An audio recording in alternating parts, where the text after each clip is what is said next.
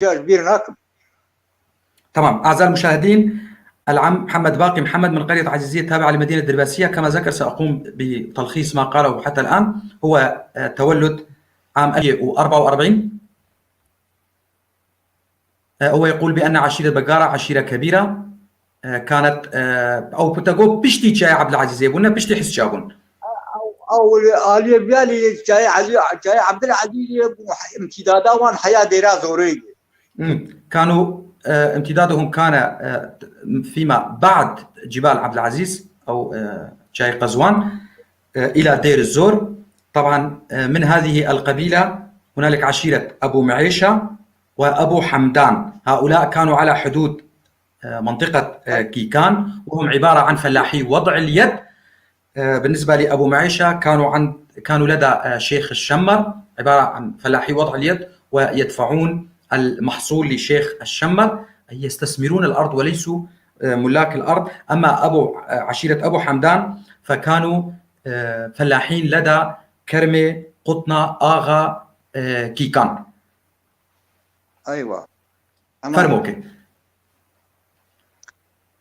انا اجا بشي حاصل حاصل واندان وان اجا رابط كندال عصيبو نما حاصل انكار كر نما حاصل دان. اما بري اي شيخ شمرا انكار كر خيوم حاصل جي نما داني واوجي شمرا نلدوراوي كان مالي عبيد الجمان بود وكان مالي وان بود نكاربون وان عملو بقرا فربو نكاربون شمرا نجمان بود نكاربون تعدر وان نكاربو عرض خجوان بسندانا دكنتي وان آسيبون نما حاصل جدان وان وأبي بيالي أوجي الكلمة آسيبون وان جي حاصل نما دان. يعني هر دو طرفا إجا خلاف شيبو جبو حاصله دور طبعا خلاف شيبو ورابو أوشر شيبون شرابي حميد آغا شرابي الوان علماندن لبقارة لأبو حمدانة لأبو محيكا علماندن تشون شري وان تشون شرابي هذا تشون هجومي وان كرم بصاري تشون وان اي وانا فرق شرابي هندك بون تقرق برا وان دا سي جرا هجومي وان كري جرا اول تهزران وان هاتن كشن جرا دا حب زلان وان هاتن جرا دن هاتا تشون سي زلان وان هاتن حميد اقولا هم وان نكارم فرن والله واباش اول حميد غزامكي تكتيكي بو تكتيكي بيهبون وهم بوان نكارن كان سر ونقيدن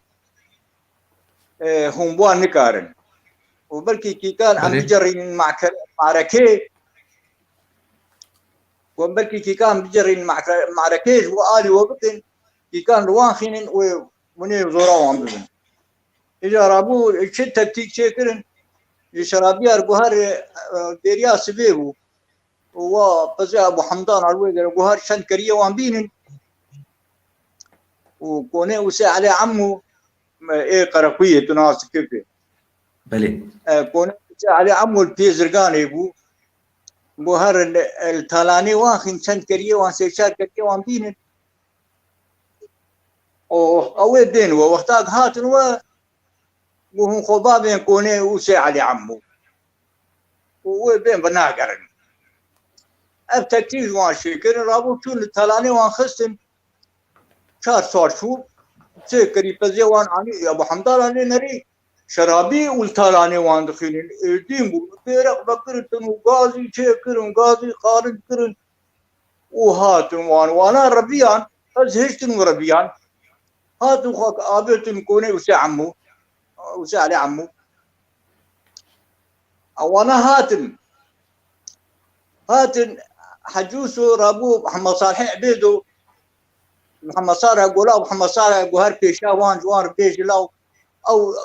عرب ايه هبن ازلام كي كرمان جبت علاقتين وان كنجي جوار بيج برانين كتن كوني مدخلين من ويد هندركون دبكو ويد نامنا موسى ماجي كبن شينابي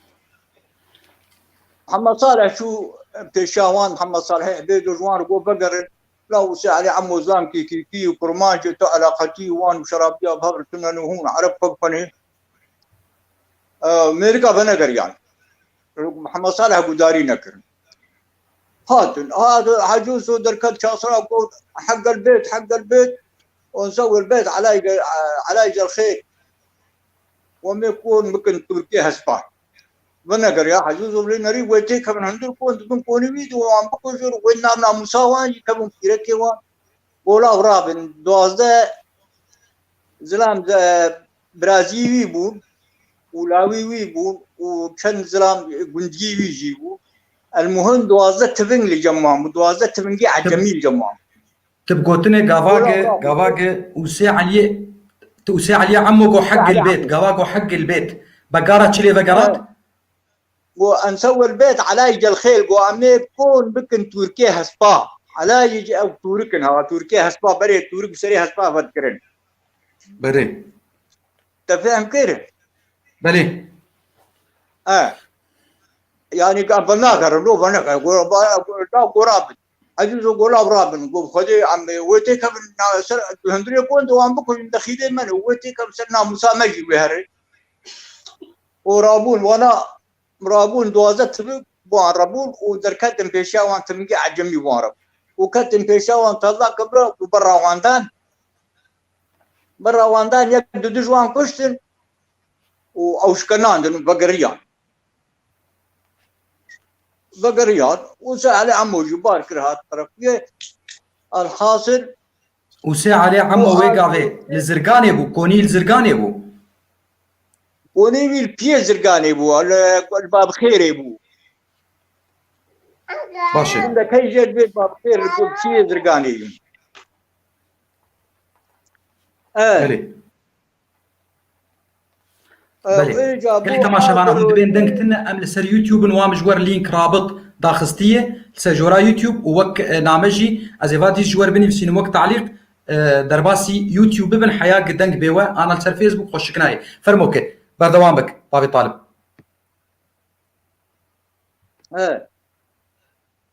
في المرفالة يعني از بترجمينم كاز بترجم از ورقرينم عربي دقاقي بس أجل تبغى داري بكو حياة الترجمة دي أنت خلاص كل من البيت بيمكن باشا إذا بالنسبة للمتابعين العرب هؤلاء بعد فترة رفضوا إعطاء نسبة المحصول لأصحاب الأرض هم الشمر في المنطقة كانوا قلة واستعصوا في القرى في قراهم وقرى وأراضي كرمو آغا أيضا حدث خلاف يقول الضيف بأن حميد آغا حرض الشرابيين على البو حمدان أو أبو حمدان والشرابيين كانوا يهاجمون البقارة لأن البقارة كانوا كثر قتلوا من الشرابيين فقال حميد آغا ربما نستطيع جر الكيكان للمعركة من أجل الانتصار حاول عشيرة الشرابيين لأخذ أغنام البقارة وهربوا واحتموا بخيمة أوسو علي عمه هو من قرية قراقوية ولكن حينها كان مخيما على تخوم زرقان فقال أوسو علي عمه لمحمد صالح عبيدو وهو من عشيرة حرب أخبرهم أن يبتعدوا ربما يسمعوا منك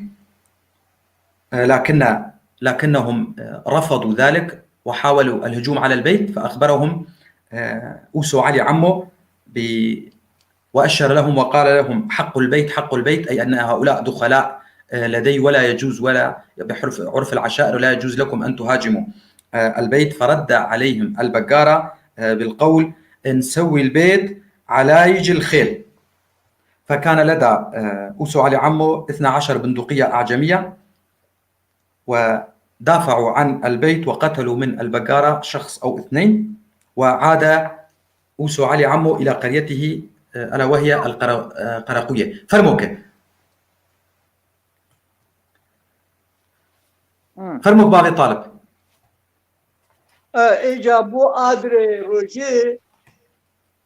إجا هسيك سمعيلا جي تيدبون ورماكا جي تيدبون هسيك بلي سمعيلا جي تيدبون ورماكا جي تيدبون بلي إجا آدري أوجي درامي سمعيلا ده حبون رماكا جي شار حبون دركتم من سر قريت هسكي بله وانا هجومي وانكرن دورا قر طوقاندن دورا قر طوقاندن ابو معيشه دورا قر طوقاندن او هر شارده زرام جي كشن ده حبي سمعيلي وشار حبي رماد هر شارده حبي كشن قلت اجا كتير بيكت اجا بو شربو بمنتي وجا عشير قش فزعي كي كان قش فزعي وشم مراجي فزعي وان شم مراجي اولي كنتي وان ناب كي كان دبو وشيخي شمرا وزاري وامبو وسلطان بو عنتر بو وسطن بو مرا ملحم بو زيدي عمر بو اظانا وعبيدي وانجي هبو وأواجه مشاركة كرم بسبب ديوانجي أنا دبو مشاركة حربية كرم وشاركرن والهبدو خسن وانو كي كان وشر طولي شيء بهارات هبدو خسن هاد وبهار مهار إنساني بهاري بالهب قال الإسلام وشاغي بقارة دور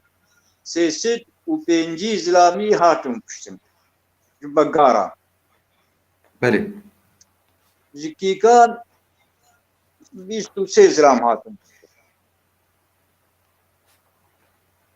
بله أبو حمدانا دوي جميل زرقاني دي مكتن بسيس كندي حربا أولي مشاركة نكرم بكي كان ري إذا كتن بسيس جرقن كتن بسيس كزنا قلت تنجي ما ملا حسن إذا ملا حسن نبي حساب بوك نهوي بربولاي أبي هنا جكي بوكانية بيبو أو بري إسلامي وبري شوفون در كتب مزاج شوفون بندر في نزيك وانا كمن نابن نري ديرك حصاي وسيزلام ودرن وتعزيد كن جكي وقشا خشلي وبوك خشلي وجكي وتعزيد كرم بالشرف آدم أبجاوي ونوعاني وربنا وي أسير كرن علم جوار شو بريوي وإسلامي يقولا وحصة ولا أسير كرن ورابو هاتم بصاري هردو هاتم اللي نريد بحصة تعزية دستي خداني سر عورتي خوا فقيري وناجي شخور بيد مسخر نسيحب الليل فرجي وبيد مسخري خوا بيد كن وبيد كنر وانا هاتن هما لبروان سكري وبرا واندان هرسيجي كشتن وان هرسيجي كشتن إجا رابو آدمي روجي إجا كتن بسيس كتن وانو حرباء شركرن وانو حرباء إجا بسيس دي شركرن بيسا إجا ناحيفا خد قرن إجا وانو حرباء لها بدو خسن بيسا ولا دور رياضة زامي حرباء هاتن كسن بيشا غير بسيس دي إجا حرباء جيبود أو جبون أو جبري أولي شرنات كرا أو جبون تابعين كيكات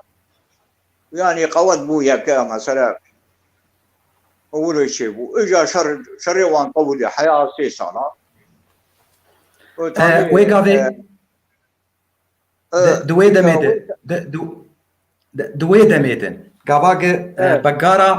بقارة أفقاش حربا كشتن كي كان يدن أبعشيري ميدن إيبري بقارة شرط كرم دقازيا حربات شون يانا ايش هو قاضي حينا وحيان بون حسيان شرك شيء ورطوان ايا بون حسياكي كان فزعين شغم حربات كتير وي حربات زود الناكي كان عمري عرادي حيث سال شيء وي حربات يدني حيث سال شيء وي حربات عرادي يدني بيا تاريخي التاريخ ايام معجم البلدان هلاني ياقوت الحمي قلت يبايا بله تبدي بي تاريخي بيشتي نا ازانم او بخود بيجن از نزانم بلكي دماغ چو دورا ما جبرنا خوشينا بلا بسروان دهات كيماني چيبو جبر گوگ خلکێ ما ملەتێ ما گەدەر دەکەتن بژۆرات چیا ئالی مەردینێ د هاوینی وان د بوهاری دادکەتن دەشت ئەزانم ئەو بخوا دەبێژن ئەم bi sala 1980 وان دەداکەتنە کیجان دەبێژن حرب دەبێژن دەبێ ئەم دوێ چاغێ داکەتن ئەم و کوردا ئێگولۆ سەر خەتێ و مەسەلە سەر خەتێ و بن خەتێ دەبێن بە هەور داکەتن حربا زود المنطقة دبون أشتر بين أو تاريخها معجم البلدان ياقوت الحمدي هاتي جارك قلت أزهاتنا عرادة عرب تدبون ملوان برسينا عرب قلت أم حرب أصل ما حرب تمام يعني بري حيث الصالب أو تاريخها عرادة بري حيث الصالب باشە ئەزێ ئانا گوتنێتە گوتن ئەزێ وەرگەرینم بتەرجمینم زمانی عربی دیسا ئەشتەماشەوان ڕبێژم ئێت فێسبوک دە ئێش فێسبوک دە ئەم دەئانات یوتیوب دەنێ وام لینک لەسەر ڤیدیۆ نویساندیش کەرەما خۆرم کاربن لە یوتیوب بنەڕنج بەرگۆ ئەم بخوا زندی دە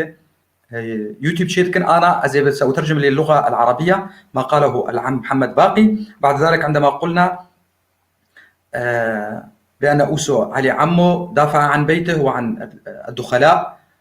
من تدخلوا عليه وقتل من البقارة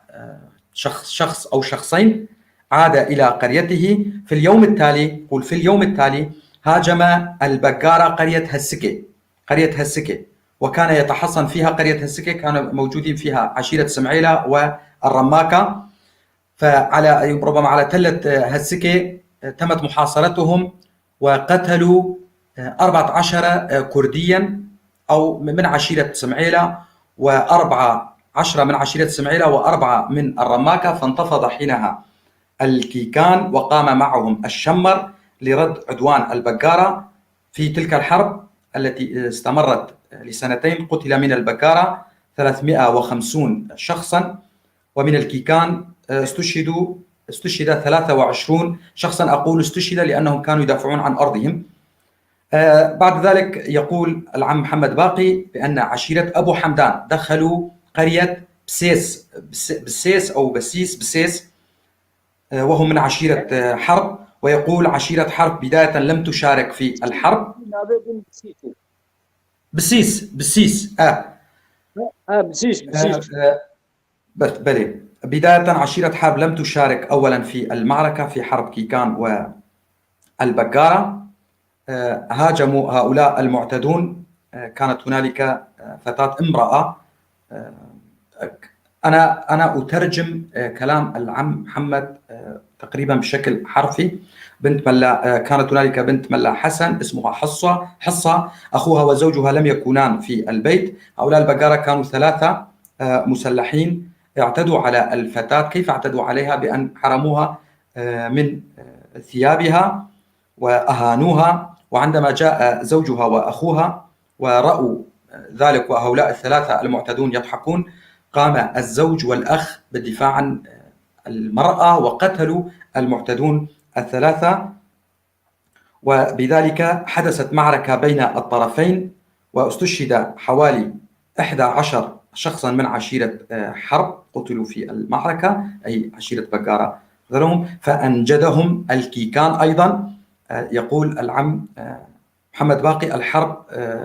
كيكية من قبيلة كيكان وقدماء في المنطقة وبخاصة في منطقة عرادة بحسب كلامه يقول ياقوت الحموي يقول بأن الحرب كانوا متواجدين في قرية عرادة منذ 800 عام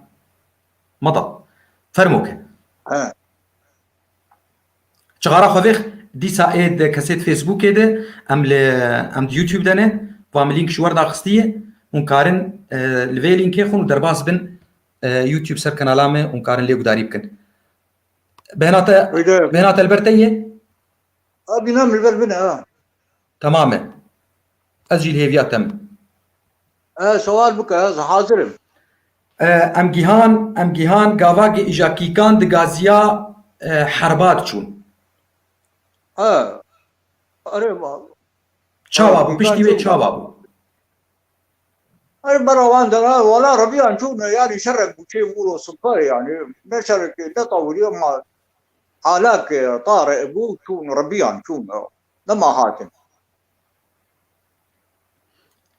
بله بفي هاوي شر خلاص بو يان نا بشتي وي ديز دريشكر بفي هاوي لا ما تفچمون اوشر حرب ثاني اوشر ثاني بو طوش طبعا حربات نا طوش اوشر ثاني حمود سر طوشي حمود بيجم طوش خلاص بو بي هاوي طوش خلاص بو طوش 3 سالات 3 بهارات هبدو خستن 3 بهارات هبدو خستن 2 سالا هر دبو بهار ما نيسانه دي شرچي 3 شرچي بون وشاغه فرنسا دي سوري دبو حكومتا فرنسي فرنسا وان برا حدود دا فرنسا وان برا حدود دا دقص الهبخين فرنسا ولود كرچما قالوا چما دقص عرب إذا معاهدة قد يابو دخل دركة معاهدة وان بيستو فرنسا بو دركة فرنسا بلي إذا دخلت وان مثلا شيء فكر دخلت هنا كابت آلي خخيني ورو في الديش ذكرنا بنا عربة وكردان ندخل قبقين هبدو دخلت وان جابدو بقتين باش ازي ورقرينم يقول العم محمد باقي محمد بأن الحرب استمرت على 3 فصول من الربيع. في كل فصل ربيع كانت تبدأ المعركة أو يبدأ القتال بين الطرفين. ويقول بأن الفرنسيين أي الاحتلال الفرنسي كان يحرض الطرفين على بعضهم البعض. سؤالي له كان لماذا؟ قال لأن المعاهدة أو الاتفاقية كانت هنالك اتفاقية وسوف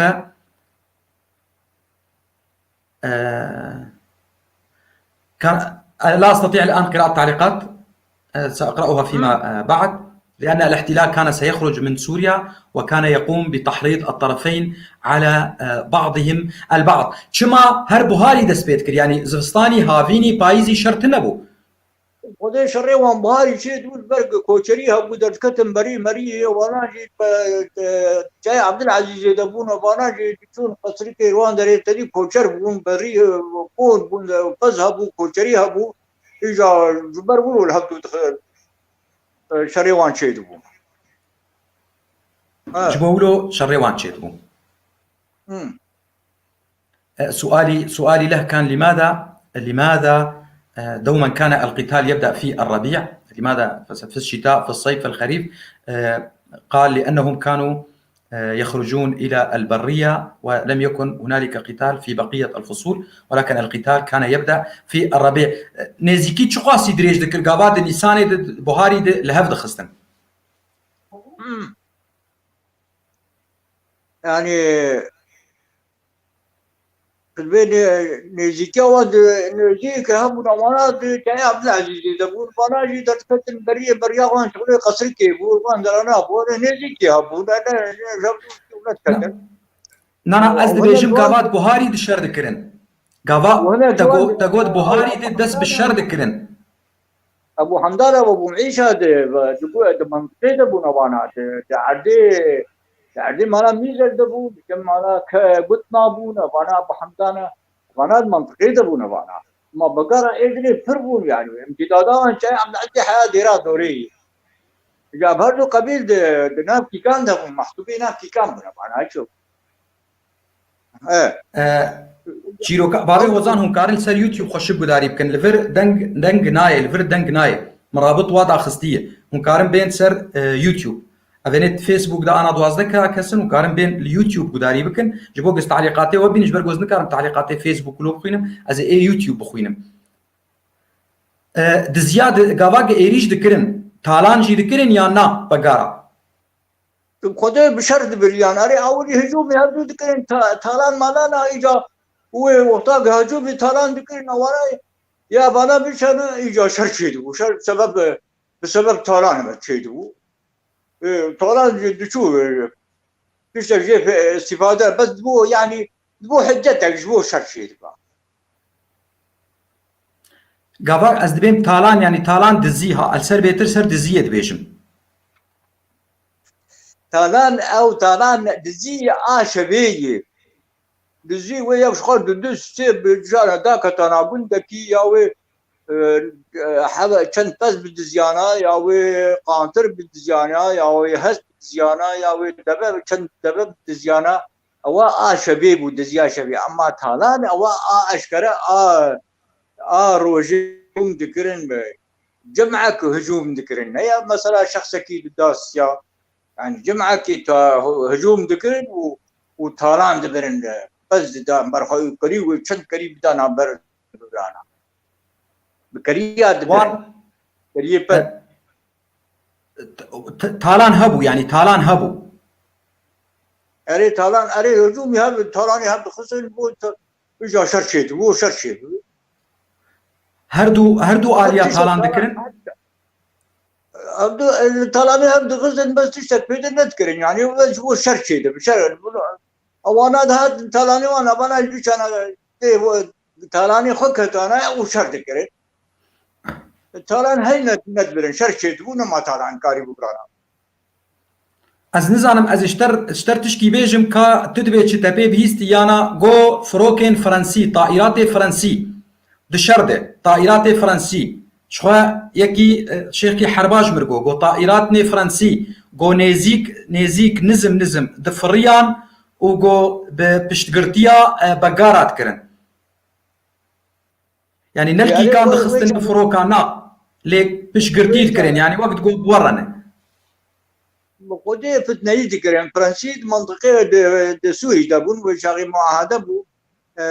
بيستوبين صارا فرنسا بيدر دبو وبريطانيا العراق دبو أو معاهدة بو بيستوبين صاري وقديان إجا دولة أواندر خلصن فرنسا خواست وشاغي جكرمان جا و أمي هون بين هون تايدا ما بكن بينامد بمينين وأمي نابود بمينين وأمي جور مدارسها بكن وأمي وبكن دولات وأمي جور مدارسها بكن ومعلمين كيكا كرمان جا قبول كيكا قبول نكرن كرمان وان قبول نكرن و عرب بسلمان بريم من بانا فلان يشي خواني برا دوري مارش خدي معن شي مبل سرمجيه ما نج انا دج حزار صالي دجي خدي معن شي مبل ري اجرام كمني اري امنكارن بيجن جبوك اي ولو حساس ولو دليوان تنك عاجز نبن امنا ناقش خوانا بموضوعي ما يجي لا خطر نبي اخره نبي اري راستيجي قاچاغ بري كردا بوتي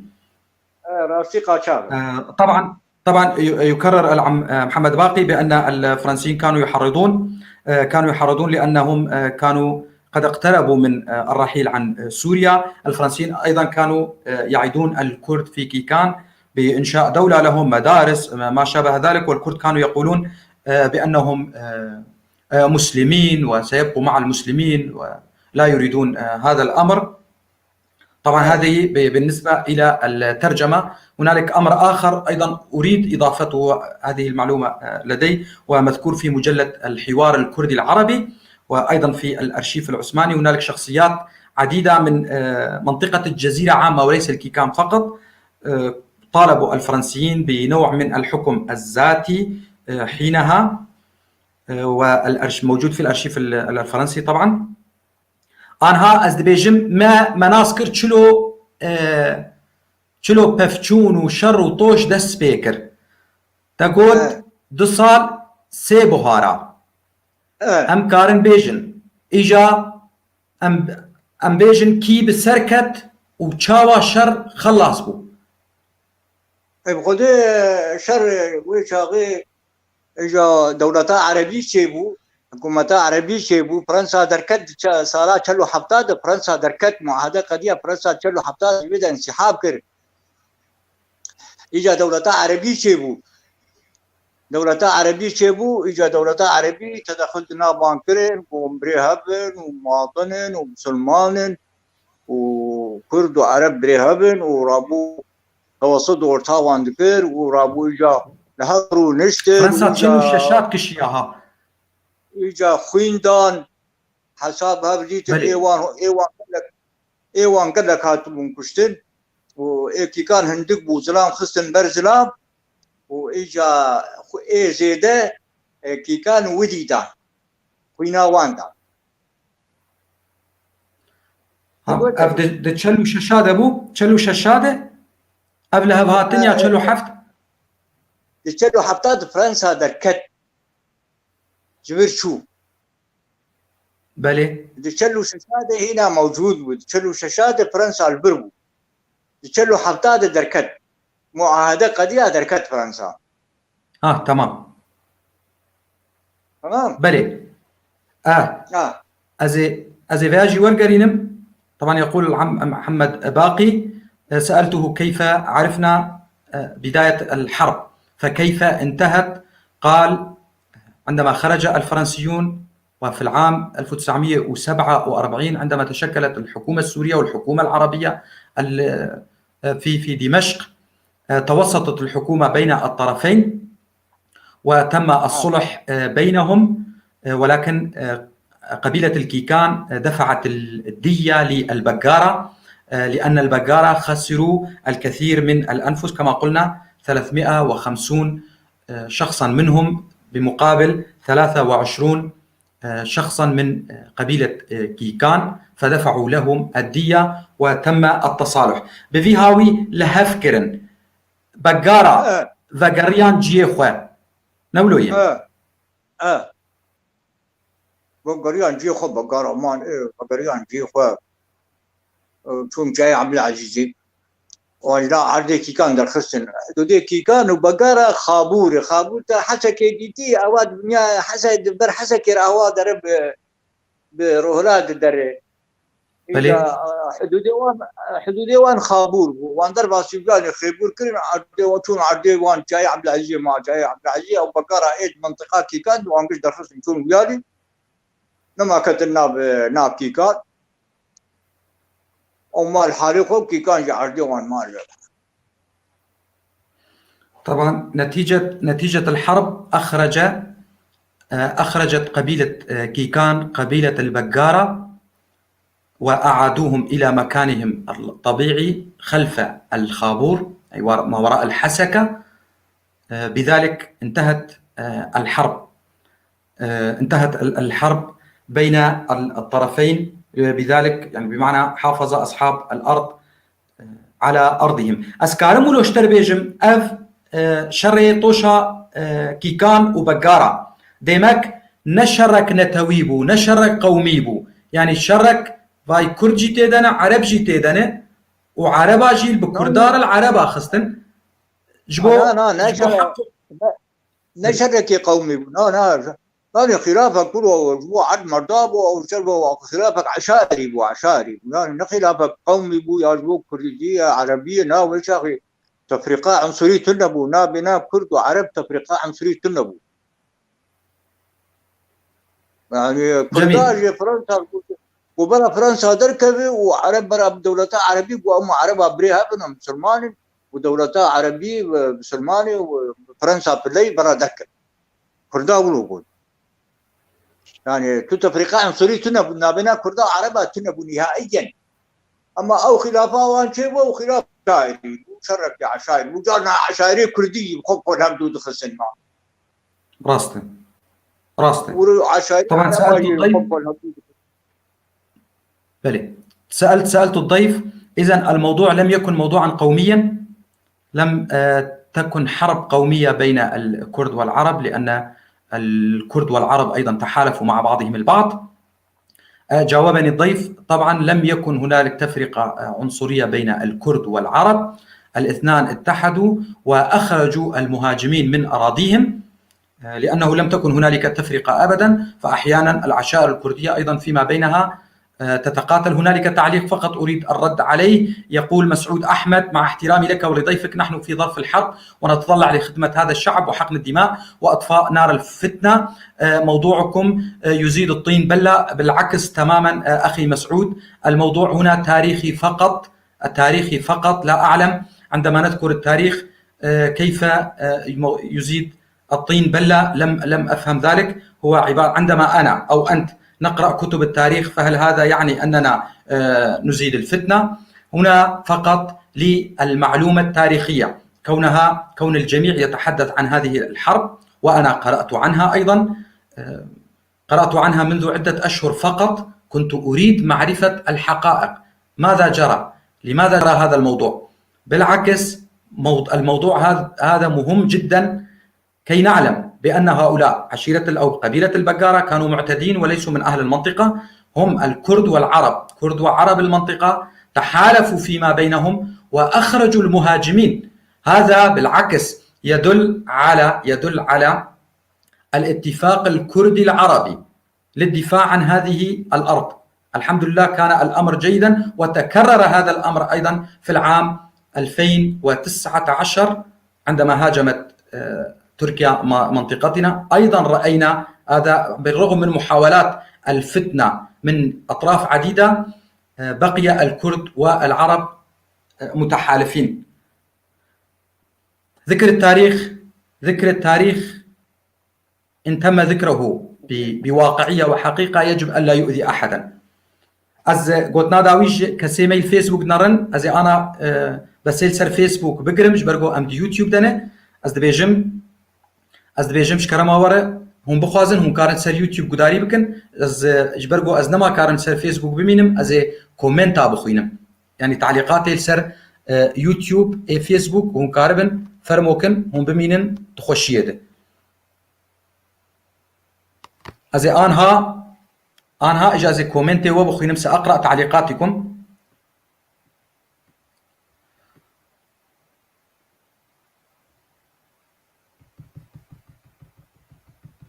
أزي بخوينم بلكي هناك برسادكن دبولونا بريكي برسادك جاهز أمي فقرينا باشي بزاني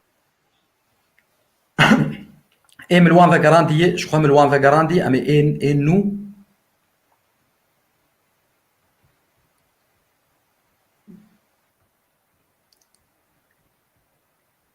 بزاني كاكور تزاني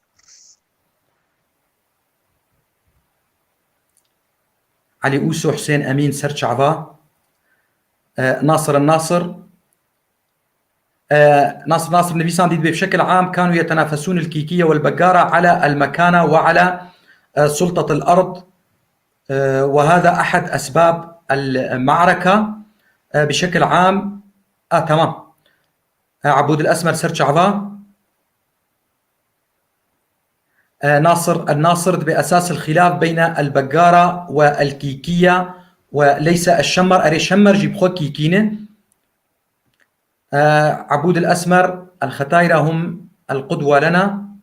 بدون الكبار نحن لا شيء. يوسف شيخ بما هي أنواع الأسلحة التي كانوا يستخدمونها ومن أين كانوا يأتون بها؟ دبي تشي سلاح بجي تانين وجكو جوار دهات.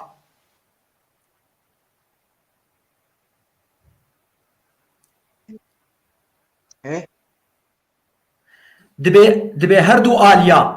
هردو آليا سلاح جكو تانين سلاح هردو آلية شر دبي سلاح جكو تانين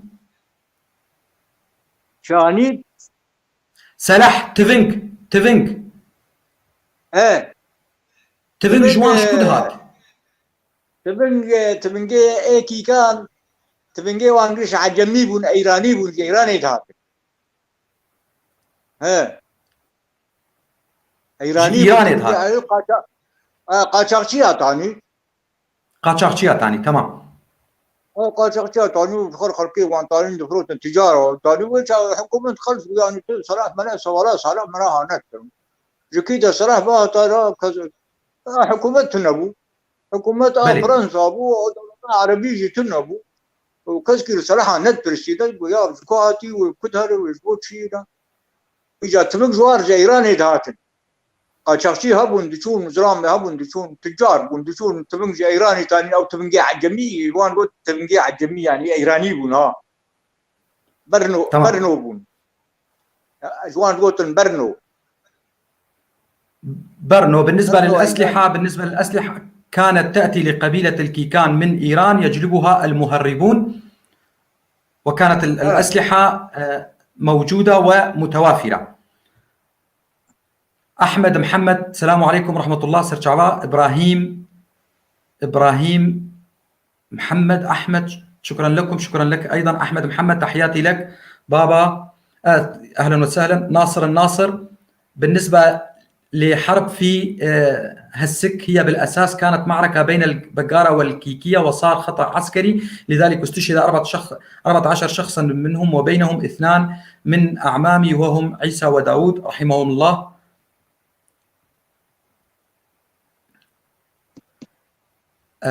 مسعود الأحمد العم يقول الواقع، والواقع يجب ألا يؤذي أحدا. بهم سروان او خرج هباري خرج اشتغل وانا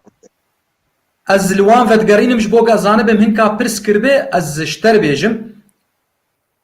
ابراهيم محمد احمد، ابراهيم محمد احمد دبي هون كارن نافي عشيرة لهر آلي كي بيجن وكنجي ولو تماس، يعني كنجي تماس دناوان تشيدبو لكوي وكل كو تماس دناوان تشيدبو تقو كيكان، يعني كيكان قشا شركرنا كيكان قشا شركرا اف برسك ودبي الكولو دقيان هفدو هرجاري لكولو شردكرن بيتر وقت بين نقاط التماس، يعني لكوبون بيتر لكوب هفدكت لكوي جاكل هسكي جاكل زرقاني المنطقة كيكان دبو ده هسكي دبو شر برد هسكي دبو بدايتها شر ده هسكي وشر ده هسكي دبو دوراوي هسكي وان درانا كبرة ما كبرة تربين در أوجن من دانار ويدري لو شفا ما روان قدي قبل أوان نجي تريا دولي لو دري شيبو شر لو دري شيبو بدايتها شر ور شيبو شر عادي كي كان دبو حياة وقتها أو درب سجاري خابور كرن وان درب سجاري خابور كرن نما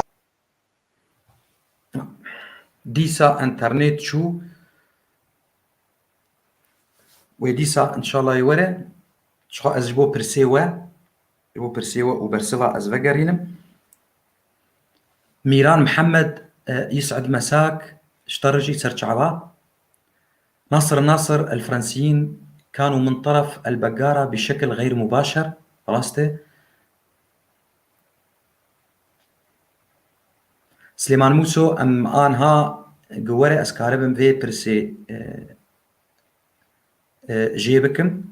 ناصر دبيتشي معلومات أبو طالب عن الحرب ضئيلة جدا ولم يسلسل الأحداث بشكل تاريخي أو شخوا قلمبر، يعني بشكل عام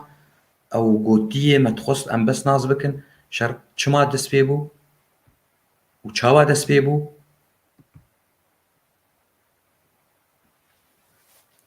كان يواهات دكتور ناصر أبري سليمان موسو دبيجي برسكوي، يعني أمي بابيجن دبي أو شار حبي رماكي هاتن كشتند قريها السكيد نافيوان تزاني ياك دكتور رماكي دكتور لاوي شيخو بون لاوي شيخي حج أحمد أنا ناصر الجمتي عابي ويبو بلي ياك نافي عيسو بو وداودو وياك داود بو نافي أبانا بلي شيخي حج أحمد دكتور جي شيخي حج أحمد بو بلي ونجي ياك جي حاجي محمد بو محمد حشيغ موس او جيشت الكمبر بو محمد حشيغ موس بري حج سليمان برا دنجي مهروان بو جانب ويجي لاوي شيخي علو بو وانا او تركي ما صار مالوان ابي بدراني شيخي علو. دكتور ناصر دبي معلوماتي ابو طالب كي من لسر ذي حربي دبي ولو برنجكي ديروكي تاريخي لدو هفدو دبي نقود شوا يا شو شي او تشتي كيف شي بلد افق تمام قال بريم سينه دكتور ناصر انا شد بيني كين بلد مربي مثلا نوري نا ببوري نابي جنولوي دبي بس كيمن وقتاك تبيني كين بركي معلومات ميجي أنا حازب ومتيدي مش دبي عالمي اختيار أو دوي شاغل دشوني مش دبي وان به سيما أنا المعركة دبو باش احتمال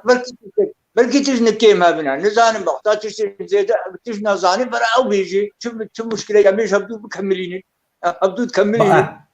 راست عبد الله حاج ايوب دبي او كيجان مالبات شو مالبات ايجو زلامي وان دفي شريط شو شمال باد بود تشعوا ايجو زلام خسرين ابيستو سي زلام وقت بيش كيجان مالابون هاگر تكارب تبيراتا بيش ناي بيراتا كيف اخوي يجبرقو فرن تفسير يعني رماكا او شهر حبجي ازانم في دجي شيخ غوبون وحشيخ محمد حشيخ مساعد كشتن ويا جيجير تقول بدران او جي مالا اهلي بسر تركيني ابانا رماكا ابانا ازانم اب شهر حبو دوي شهر دقري هسكي دهاتم كشتن سمعيرة والله ان زانم نابي وام كي داوي كيف ده زلامي سمعيرة هاتم كشتن بلي ابانا ازانم ممكن ماشي تشتم بهيسي ابن معلوماتي ما بهيسي ابن اذا او تشتي زانت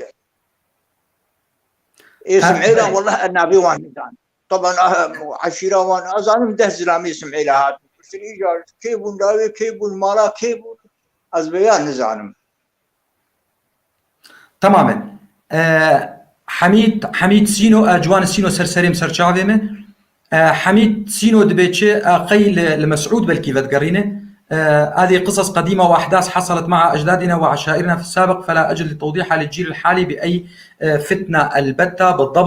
بالضبط مسعود تقول أن نرجع لموضوع الشعراء مسعود أز نزانم كرديز بيجم بعربي اشتر بيجم أز بعربي بيجم هقرت شخواتج خلقي مي عربي أسكارم بيجم تشي أم ذكر الموضوع الشعراء وأدباء الكرد خير من موضوعكم هذا ديمك أزبت كردة أديمك أزب عربي ذكرينم دوما ذكر التاريخ لا يثير أي فتنة بالعكس عندما نتحدث عن منطقة كيكان ما قاموا به العمل الذي قاموا به أكثر من جميل ورائع دافعوا عن عرضهم عن شرفهم في مواجهة ناس اعتدوا عليهم بغير وجه حق لو لم يقوموا بهذه البطولات الكرد منهم والعرب ما كنا أنا وأنت وآباؤنا على الأقل بقينا في تلك المنطقة وما كان لنا شبر من الأرض في تلك المنطقة فتحية لأرواحهم جميعا بدون استثناء لأنهم استشهدوا دفاعا عن هذه الأرض. هذا هو الموضوع وهذه هي الغاية من الموضوع. سؤال للسيد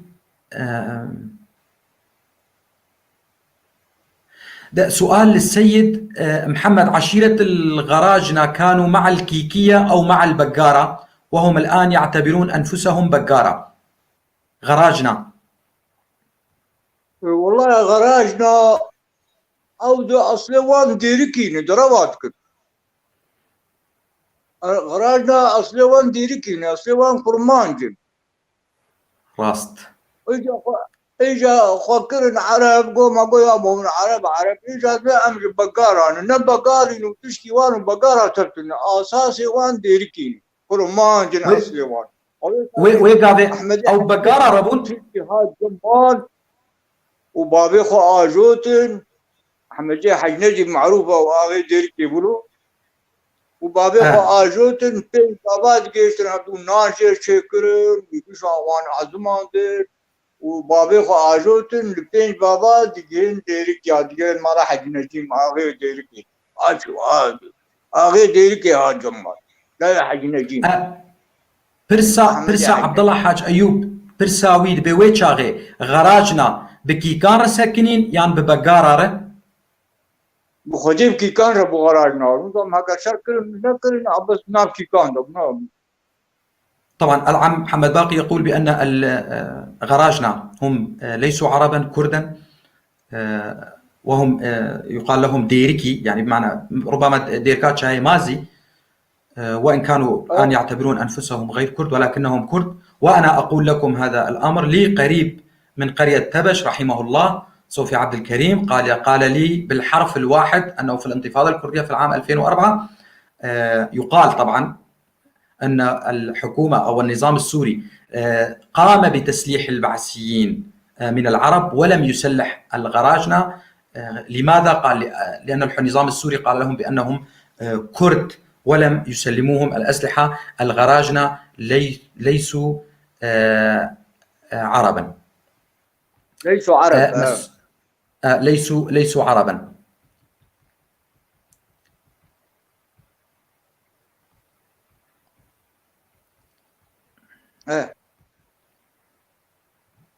مسعود أحمد: أتمنى أن تلتزم بآداب التعليق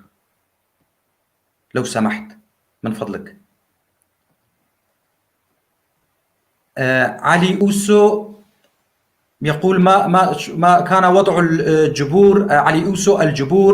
الجبور بالأصل هاجموا منطقة ملان.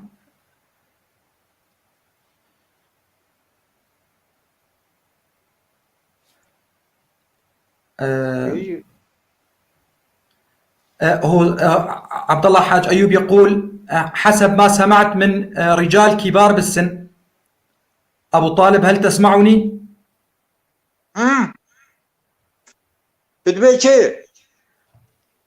عبد الله حاج أيوب: حسب ما سمعت من رجال كبار بالسن وحضروا المعركة بأن الخلاف بدأ بسبب تعرض رجال من البقارة لامرأة شرابية. راس ابا لم اشتركوا ياك حلقات لا اخلاقي هي اشترناها بيجم تقوى يا نبي. ابا يا راس وري تشخر ترويج بيجم يعني بلي جبرقو تقوت يعني تقوت حربات تقوت نا حربانا بداية ببورة بداية شر تداوي رئيسي اوجي مشتركوا حلقات لا اخلاقي كيهبوا مقوا اشتروا يا نابج بتقو نباش نبيج. اريج برغو تلسر التعرض كرنج بيركا حرب تقوت افياجي تبيجت بكيفا خويج برغو نا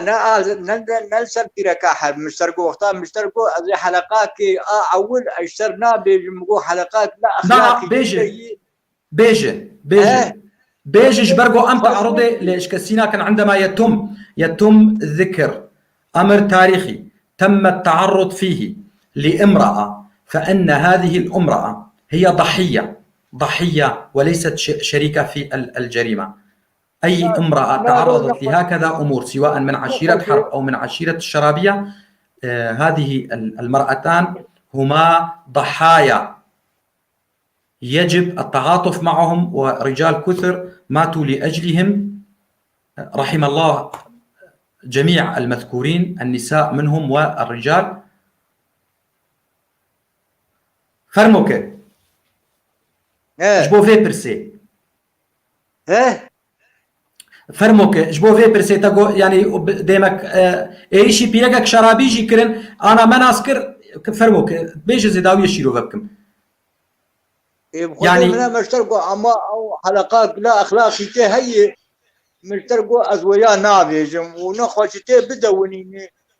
كتير هقد أرتامل تدبا يا منشتر بقوتا بس بدوني كيف كتير نخوش نابوا نو استبرتوكا تكتبا تشيناكم ويد فيديو بمينه ها وبمينت فيديو ده تشبه قوتن ويد فيديو بمينه حلقيها كتير أزيشتر بيجم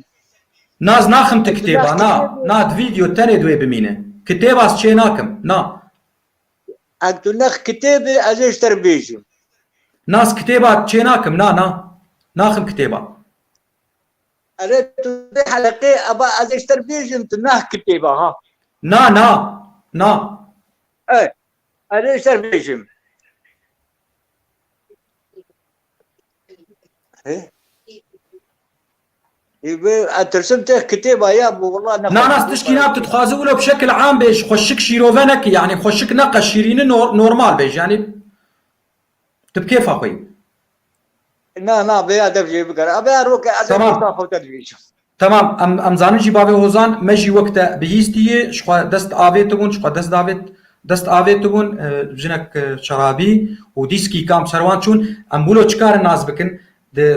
يعني في المعارك في الحروب هنالك أسباب غير مباشرة، هنالك سبب مباشر. الأسباب الغير المباشرة هو كما ذكر العم سابقا بأن هذه القبيلة البقارة لم أو امتنعوا عن إعطاء المحصول لأصحاب الأرض الأساسيين. هذه كانت أسباب غير مباشرة. أما السبب المباشر ربما أو الأكيد كان هذا الموضوع موضوع امرأة من عشيرة الشرابية، وانتفض الكيكان على هذه الامرأة. شلير كولو، نعم من حقنا أن نعرف هذه الحرب. حميد، تحياتي موجودة، تحياتي لك حميد. محمود مساء الخير. لا صديقي، لا أخي مسعود، الموضوع لا كلا لا يزيد الفتنة. نحن أبناء المنطقة كرد وعرب، نحن متفقون بإذن الله، وكلانا يريد العيش بسلام على هذه الأرض، ولكن ليس من الضروري أن نخفي جرائم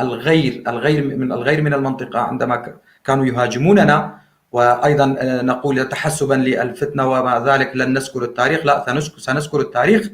وفخورون جدا نحن أبناء المنطقة قبيلة كيكان بما قام به كل عشائر الكيكان، لهم التحية. ناصر، سلاح الكيكية كانت تأتي من جبال سنجار، وعندي معلومات أكيدة عن كيفية قدوم واستلام الأسلحة.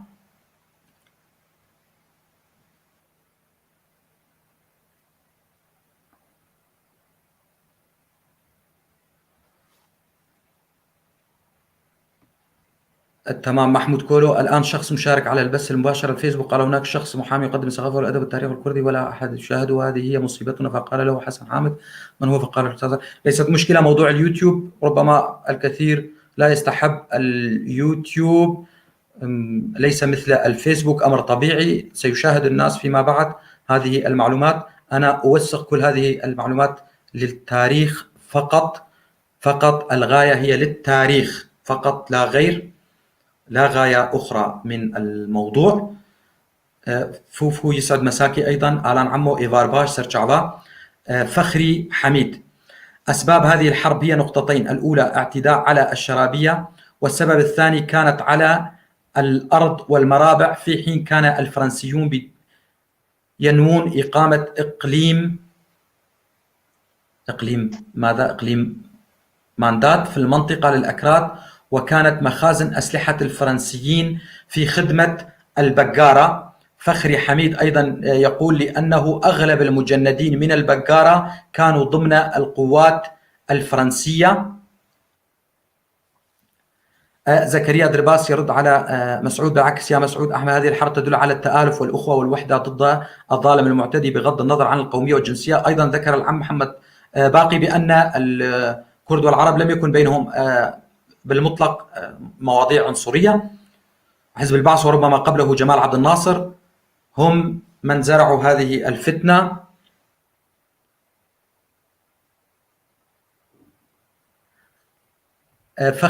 فخري ربما فخري حميد هو فخري كيكاني على ما أعتقد.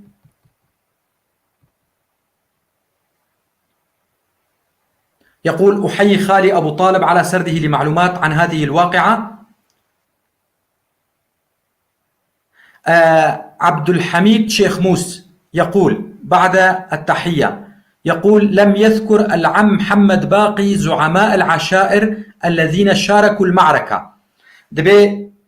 بابي طالب نقوتي مزني عشيرة ايقود شردك دبي قالاوان نكريه. والله زعماء عشائري كي كان قشا شردك، يعني عائلة قشيوان يعني. تمام.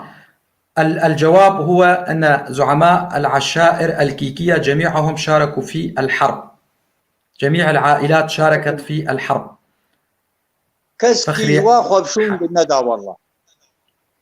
تمام. فخري حميد: عدد القتلى 23 شخص في قرية هسكي، طبعا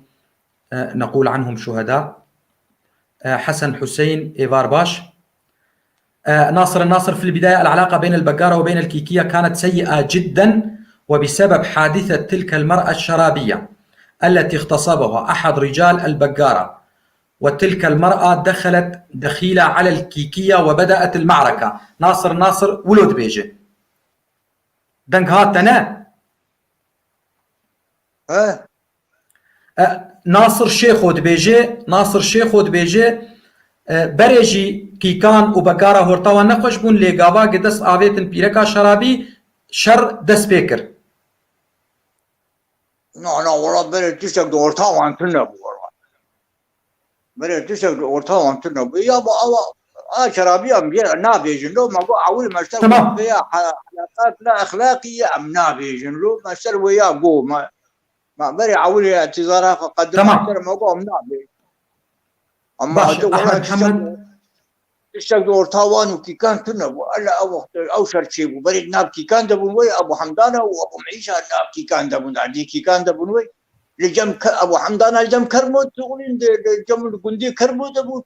وابو معيشه الجم قندي الجم مالا ميزر بون فلاحي وان بون فلاحي وات اليد بون وي بلي اوجي وقت تدبيجي اوجي وقت تدبيجي مقو اوجي وقت دبيجي ام دبيجن بعربي يعني الاسباب غير المباشره للحرب جبرجو وان بون اجا نما حاصله خديه عرض دان هورتاوان نما خوشبو هدي اجا بيركا او بيركا عشيره شرابيه جي اف مرسله تشيبو اجا تقيه ام جربيجن سببه مباشر حربيره جوان السينو. نعم صديقي، الان نحن ذكرنا والدكتور ناصر الشيخو ذكر عن موضوع المرأة الشرابية وكتب ذلك، وقد قرأت التعليق. شيار سرشعفا، أحمد باني سرشعفا، ناصر الناصر تزعلي قلت وكتبت لك عن المرأة الشرابية. نعم دكتور، وأنا قرأت تعليقك. أنا أبيتشتر بيجي بري اختلاف بون بري اختلاف بري شرشي لعداد آسيبون أوايا ويشاغي حاصل جينا مادان لعداد آسيبون ويشاغي وإجا مصيبتك هاد بسروان دي وجا شرشي بو